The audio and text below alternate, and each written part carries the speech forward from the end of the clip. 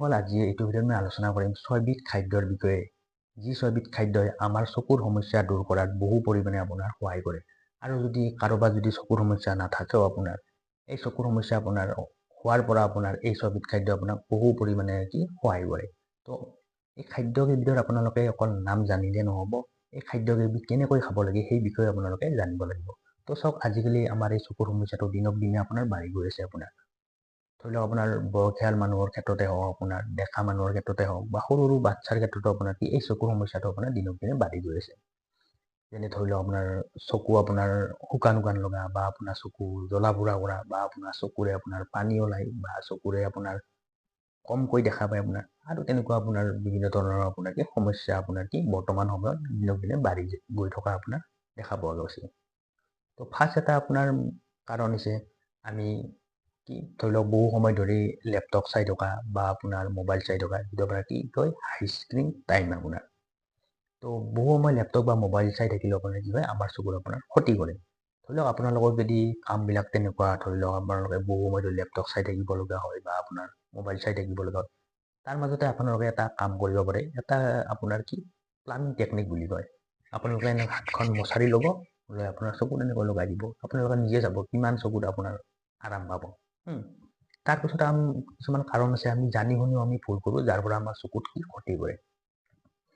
এটা কাৰণ হৈছে আমি যে এনেকৈ চকু যে মোহাৰি থাকোঁ আপোনাৰ, এই চকু মোহাৰি থাকিলেও আমাৰ চকুত আপোনাৰ ক্ষতি কৰে আপোনাৰ। তাৰপিছত আমি ধৰি লওক যদি ট্ৰেভেলিং কৰোঁ, ট্ৰেভেলিং কৰা টাইমত আমি কি কৰোঁ, মোবাইলত ছেটিং কৰি থাকোঁ বা আপোনাৰ কিতাপ পঢ়ি থাকোঁ, এইবিলাকেও আমাৰ চকুত আমাৰ ক্ষতি কৰে আপোনাৰ। তাৰপিছত হৈছে আমি ধৰি লওক দিনত যদি সূৰ্যৰ পোহৰত খালী চকুৰে যদি ওলাই যাওঁ, এই সূৰ্যৰ পোহৰটো আমাৰ চকুত ক্ষতি কৰে আপোনাৰ। আমি সেইকাৰণে কি কৰিব লাগে, দিনত যদি আপোনালোক সূৰ্যৰ পোহৰত ওলাই গৈছে আপোনাৰ ছানগ্লাছ ব্যৱহাৰ কৰিব লাগে।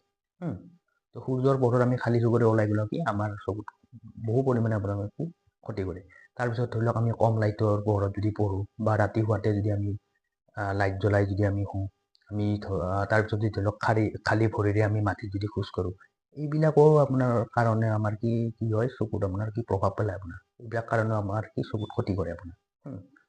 আৰু এটা আয়ুৰ্বেদিক শাস্ত্ৰৰ মতে এটা আপোনাৰ কথা আছে, আমি যদি বেছি পৰিমাণে যদি আমি নিমখ খাওঁ আপোনাৰ বা নিমখ জাতীয় বস্তু যদি খাওঁ, এইবিলাকো আমাৰ চকুত আপোনাৰ ক্ষতি কৰে আপোনাৰ। তো এতিয়া আমি জানো আহক, এনেকুৱা 6বিধ খাদ্য আছে যিয়ে আমাৰ চকুৰ সমস্যা আপোনাৰ দূৰ কৰাত বহু পৰিমাণে আপোনাৰ সহায় কৰে। ফাৰ্ষ্ট খাদ্যটো হৈছে আমাৰ গাজৰ। গাজৰত আপোনাৰ কেৰটিনৰ পৰিমাণ আপোনাৰ যথেষ্ট পৰিমাণে থাকে। আৰু এই কেৰটিনে আমাৰ দেহত ভিটামিন এ আপোনাৰ উৎপাদন কৰাত সহায় কৰে। সেয়েহে আমাৰ দেহত ভিটামিন এ উৎপাদন কৰিবৰ কাৰণে কেৰটিনৰ প্ৰয়োজন হয়। আৰু এই কেৰটিন আমাৰ গাজৰত যথেষ্ট পৰিমাণে থাকে। সেয়েহে এই গাজৰটো আমাৰ চকুৰ কাৰণে আপোনাৰ কি হয়, বহুত উপকাৰী খাদ্য হয়।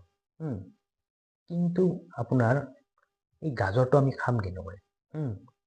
কেঁচা গাজৰত আপোনাৰ কেৰটিনৰ পৰিমাণ আপোনাৰ কম পৰিমাণে থাকে। যদি আপোনালোকে ধৰি লওক কেঁচা গাজৰতকৈ আপোনালোকে গাজৰটো ধৰি লওক ৰান্ধি খায় বা চব্জি কৰি খায় বা গাজৰৰ হালৱা আদি এইবিলাক যদি বনাই খায়, আপোনালোকে কেঁচা গাজৰত যিখিনি কেৰটিন পাব, তাতকৈ আপোনালোকে ৰান্ধি খালে বেছিকৈ আপোনাৰ কেৰটিন পায় আপোনাৰ।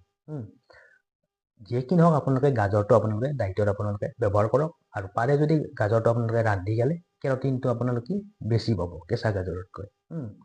আৰু এই ভিটামিন এৰে আমাৰ কি কৰে, আমাৰ চকুৰ দৃষ্টিশক্তি বঢ়ায়। চকুৰ যদি আমাৰ কেটাটেকৰ সমস্যা আছে আপোনাৰ, এইবিলাক সমস্যা আপোনাৰ দূৰ কৰাত আপোনাৰ বহু পৰিমাণে আপোনাৰ সহায় কৰে।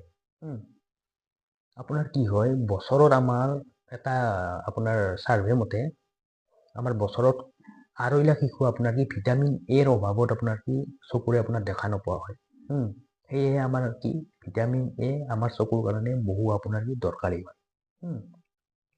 তাৰপিছত নেক্সট হৈছে আমাৰ খাদ্যটো কি হৈছে আপোনাৰ ফেনেল চিড। ফেনেল মানে আপোনাৰ আমি যিটো কওঁ গোয়ামুৰি। আমি যেতিয়া ধৰি লওক বেছি সময় ধৰি আমি লেপটপ চাই থাকিম বা আপোনাৰ মোবাইল চাই থাকিম, আমাৰ চকু আপোনাৰ গৰম হোৱাৰ নিচিনা হয় আপোনাৰ। এই গোয়ামুৰি বা আপোনাৰ ফেনেল চিডৰ আপোনাৰ নেচাৰটো হৈছে ঠাণ্ডা আপোনাৰ।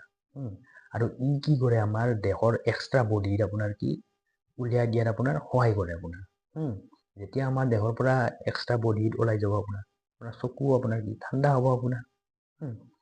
তাৰোপৰি আপোনাৰ কি হয়, আয়ুৰ্বেদিক শাস্ত্ৰৰ মতে এটা কথা আছে যে আপোনাৰ যদি পেট যদি ভালকৈ চাফ নহয় বা আপোনাৰ যদি ডাইজেশ্যনৰ প্ৰব্লেম থাকে তেতিয়াও আপোনাৰ চকুৰ প্ৰভাৱ পেলায় আপোনাৰ এই ফেনল চিডে কি কৰে আপোনাৰ ডাইজেশ্যন ইম্প্ৰুভ কৰাটো সহায় কৰে আৰু আপোনাৰ পেট চাফা হোৱাটো আপোনাৰ কি সহায় কৰে।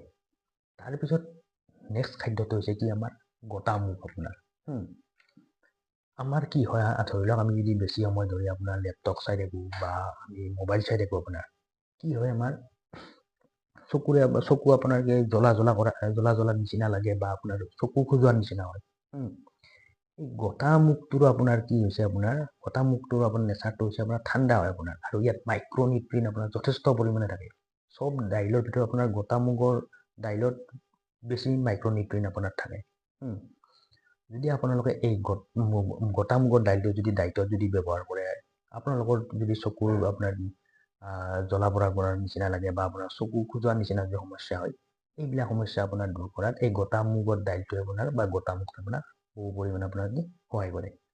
তাৰপিছত হৈছে আপোনাৰ কি লোকেল গৰুৰ ঘি লোকেল গৰুৰ ঘিটো আপোনাৰ কি নেচাৰটো হৈছে আপোনাৰ ঠাণ্ডা প্ৰকৃতিৰ হয় আৰু আপোনাৰ লোকেল গৰুৰ ঘিত আপোনাৰ কি থাকে ওমেগা 3 ফেটি এচিড থাকে আৰু এই ওমেগা 3 ফেটি এচিডে কি কৰে আমাৰ চকুৰ আপোনাৰ যিবিলাক সমস্যা থাকে এইবিলাক সমস্যা আপোনাৰ দূৰ কৰাৰ আপোনাৰ বহু পৰিমাণে আপোনাৰ কি সহায় কৰে আৰু আপোনাৰ কি তাৰপিছত নেক্সট খাদ্যটো হৈছে আপোনাৰ কি বাদামত আপোনাৰ কি ভিটামিন ই আৰু ওমেগা 3 ফেটি এচিড আপোনাৰ যথেষ্ট পৰিমাণে থাকে আৰু এই বাদামেও আপোনাৰ কি আমাৰ চকুৰ সমস্যা আপোনাৰ কি দূৰ কৰাত আপোনাৰ সহায় কৰে। কিন্তু বাদামটো আপোনালোকে খাব কেনেকৈ বাদামটো আপোনালোকে ধৰি লওক কি আলমণ্ড বোলে ল'লে আপোনালোকে ৰাতি আপোনালোকে কি কৰিব 3 পিচ বা 4 পিচ আপোনালোকে পানীত ভিজাই থ'ব ভিজাই থৈ আপোনালোকে পুৱা আপোনাৰ ধৰি লওক ৰাতিপুৱা উঠি খালী পেটত আপোনালোকে ৰাতিপুৱা আপোনালোকে উঠি সেই বাদামটো আপোনালোকে খাব ৰাতি কি কৰিব আপোনালোকে বাদামটো ভিজাই থ'ব তেতিয়া আপোনালোকে লাভটো আপোনাৰ কি যথেষ্ট পৰিমাণে পাব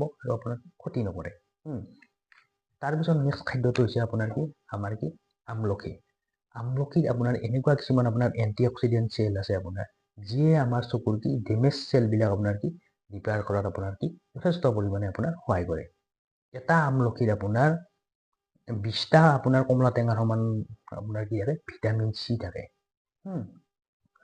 তো ফ্ৰেণ্ডসকল আজি এইটো ভিডিঅ'ত আমি আলোচনা কৰিলোঁ যে আমাৰ চকুৰ সমস্যা আমাৰ কেনেকৈ হয় আৰু কি আপোনাৰ কিবিলাক খাদ্য খালে আপোনাৰ এই সমস্যাৰ আমাৰ কি বহু পৰিমাণে আপোনাৰ কমাব পাৰোঁ তো ফ্ৰেণ্ডসকল যদি ভিডিঅ'টো মোৰ ভাল লাগিছে আপোনালোকে লাইক কৰিব আৰু মোৰ চেনেলটো ছাবস্ক্ৰাইব কৰিবলৈ নাপাহৰিব তো ফ্ৰেণ্ডসকল ধন্যবাদ।